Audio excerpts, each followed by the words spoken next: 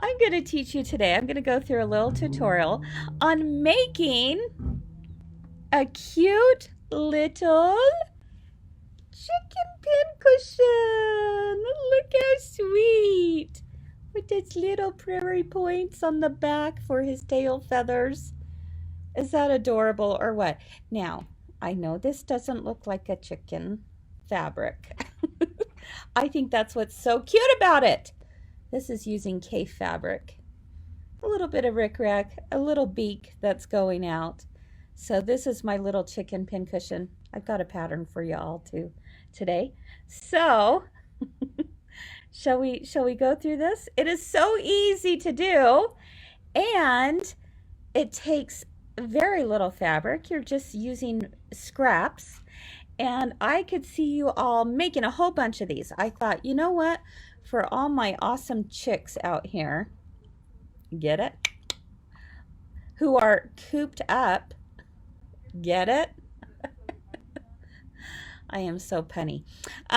Here's your little chick pincushion. So, how is it made? Well, you first start out with two 4-inch pieces of fabric, two 4-inch squares, okay? And choosing the fabric is going to be the hardest part, but that's why you have to make a whole bunch of them, because they're so fun and so cute. Then for the beak, you need a 1.5-inch square. And for the tail feathers, you need 3 2.5-inch squares. Okay, no worries, I got a pattern for you. Okay, so you don't have to write this all down. But that is what you need. You'll also want, oh, it's over there somewhere. You'll want like a 3-inch piece of rickrack. All right, Marilyn, I'm going to talk to you about what I fill it with here in just a minute, because there is definitely a way I like to fill my pincushions. Okay, so let's go ahead and get started with the tutorial. Let me see if I can move my stuff out of the way, get a nice flat surface. Okay, so the first thing you're going to do is you need to get your the comb and beak pieces made. So I've got here's going to be my beak, and that is a 1.5-inch square. And I'm going to show you a couple different ways that you can actually fold and press this without the use of an iron. So obviously, if you want to, do it without, you can and press it. But I'm going to, show you a couple other ways that I like to fold things without the use of the iron. So the first thing I'm going to show you, the first way, and hopefully you can transfer this idea to other projects, is I'm going to use the point-to-point turner from Clover. Okay, it has a nice curved edge here and then a nice point on this side for poking out corners. And what I'll do is I'm going to take my ruler and just place it on the diagonal, and basically I'm scoring it, and then it just folds over so nicely, just like that. And then I'll do it to the other side, well, down the other diagonal, I should say, while it's folded, and I score it again and press it. Okay, so that's scored and pressed is one way of being able to do these. The other way I like to do it, so some of you may have these tools already, and it's nice to see other ways to use them. Any of you love the fabric folding pin by Clover? Oh my goodness, this is like one of my favorite things of all time. And I especially love it when I'm doing paper piecing, or if I'm doing machine embroidery in the hoop. If I'm doing piecing in the hoop, this is a fantastic little gadget to have. And basically what it is it's a pin that inside the vial is a little bit of water with a little bit of special solution that's going to soften the fabric. So how I'll use it when I'm trying to do folding is I'm going to do the same thing that I did with this little guy, but instead I'm going to take my fabric folding pin and just run a line down the center and fold it in half. And look how nice and flat that stays. I mean, if I were trying to do it without it, I'd go like this and it would open up. See, I would do a finger press and it just doesn't stay as nice and flat or opens up. So that's why I love this, okay? All right, and then I'm just gonna do it the other way real quick. Oops. And now fold the opposite direction. Okay, so for those of you who are familiar with this little tool, here's another way to use it. Okay, and I'll just quickly do the other ones. Again, so nice to have if you don't want to have to, whoops, geez.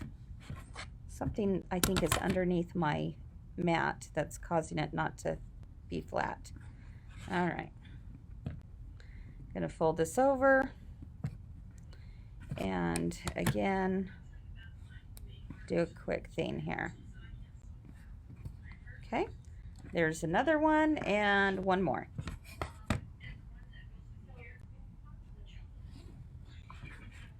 Fold it in half.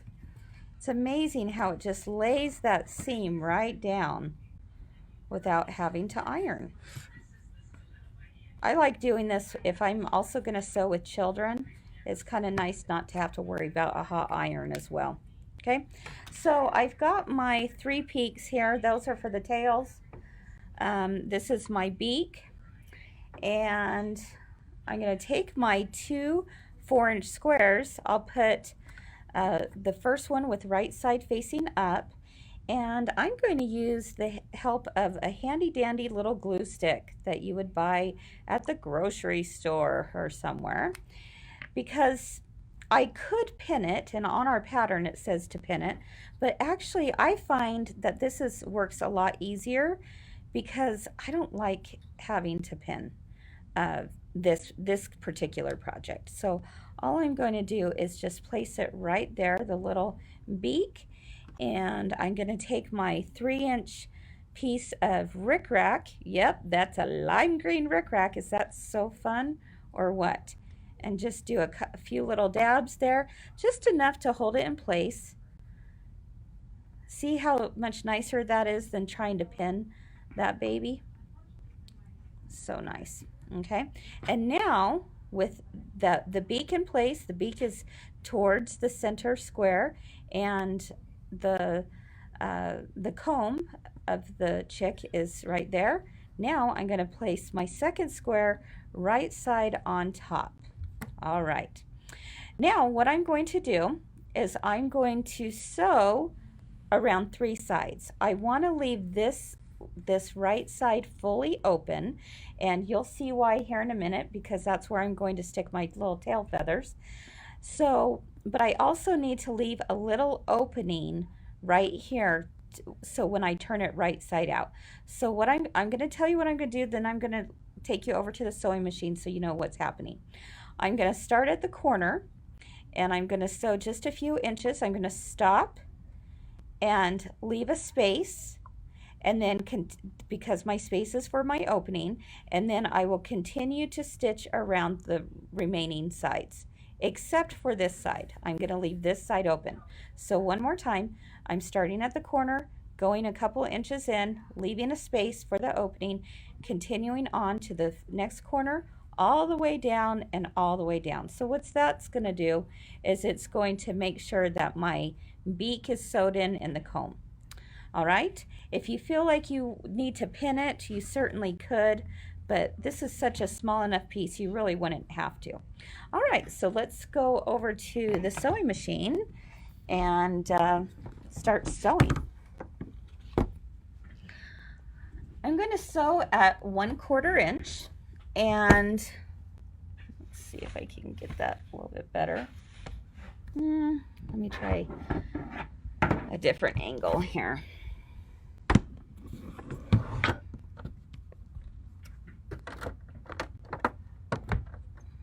Okay, there we go. I'm sewing a 1/4 inch seam allowance, and the other thing is I am actually shortening my stitch length to a 2.0. Normally it's at a 2, well, it can vary from a 2.0 to a 2.5. I want to make sure it's a 2.0 or less. I just want tinier stitches because when I turn it right side out and I stuff it and I put in my favorite stuffing, I don't want anything poking out. All right, so let me see, where am I at here? I am going to sew. Oh, let me see. Now I got myself confused here. Here we go. Okay, there's the beak. There's that. Okay, here we go. This is the side I want. All right, so here we go. And I'll give it just a little bit of a back stitch. I'm cutting my threads, skipping a space to leave for an opening. Just a touch of a back stitch there. And the only reason why I back stitch on that is to keep those stitches from popping when I turn it right side out.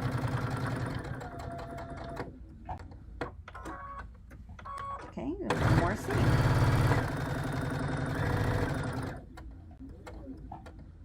All right. At this point, what I want to do is I'm going to actually trim the corners a little bit just to help reduce the bulk later on. And now, before I do anything else, this is how it's going to take the triangular shape. Okay, it looks like this, it's square, but I need to make it have a triangle. So I'm going to open this up. Let's see, open this up and smush the seams together. Smush. It's a very technical term, my friends. See, I'm smushing. Okay, so I'm opening it up. I have the seams on both edges and I'm smushing it down so that I have now created this flat space on this side. And this is where I'm going to take my 3 little beaks and place them with the points going towards the middle. I'm just going to place them right in there. 1, 2, 3. As easy as can be. Now, of course, this is a little bit easier if you're not trying to do it on camera here. And I'm going to put the last one in. No, it's okay.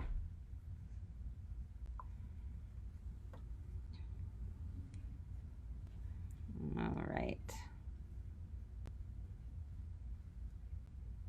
Just going to finagle that a little bit. Again, if you need to pin, you certainly could. Okay, so that all your raw edges are lined up, just like that. And now I'll just take it to the machine again, and I will sew down that seam.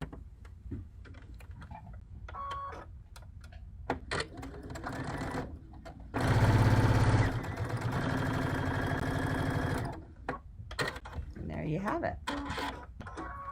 All done! Yay! Almost. Okay, so what I'm going to do is just trim my little corners here with the scissors. Again, I'm just trying to reduce the bulk.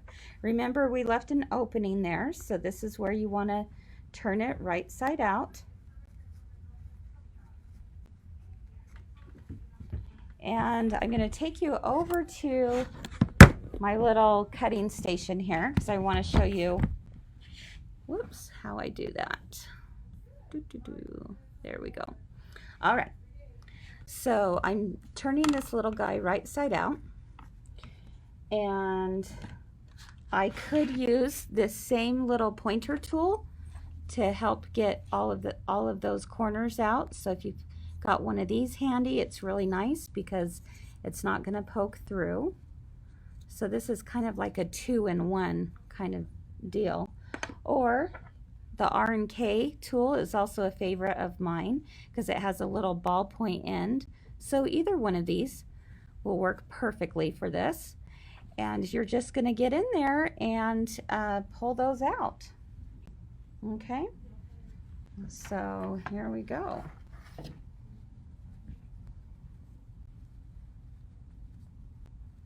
Okay, I've got my little beak, my comb, and my tail feathers. Okay, So easy. And I have the opening along the bottom. Now the opening along the bottom is really nice because you're able to like stitch that up without any, without being too careful because it's sitting on the bottom, right? So what do I use? Marilyn asked, what do I use to stuff my pin cushions? And I actually, my preference is I like to use a little bit of two things, okay? Do y'all know about walnut litter? I love walnut litter. This is my favorite thing to stuff pin cushions with.